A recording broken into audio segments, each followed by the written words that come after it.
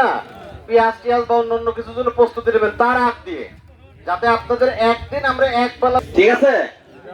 এবং এই দাওয়াতে আমরা আশপাশ গ্রামের লোকজন ভাবে একতাবদ্ধ হয়ে আমরা মাজরা পোকাকে আমরা মাঠ থেকে উৎসব করতেছি।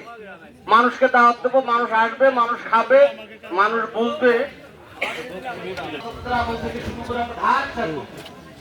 এই ধান চাষ করতে করতে শিখছি, এটা করতেছি, এটা আমরা দামি ফসল উৎপাদনের জন্য আমাদের একটা টিম আসবে। যখন দেখবো যে আমাদের এই মাঠে খুব ভালো ফসল উৎপাদন হচ্ছে, তখন আমরা পুরো মাঠে সবাইকে আমরা উন্মুক্ত করে দেবো। কারণ ভোট আমি রাজনীতি করি না, রাজনীতি করার কোনো উদ্দেশ্য নাই। এবং আল্লাহর জন্য আমার এই রাজনীতি আপনাদের ভাই হয়ে, আপনাদের সন্তান হয়ে আপনাদের সাথে থাকতে চাই। আমি যদি এখন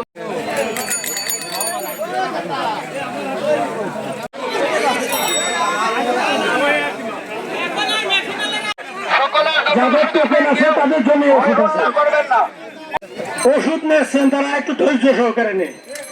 মানে যারা আর সাদা শিশির থেকে এক মুঠি পরিমাণ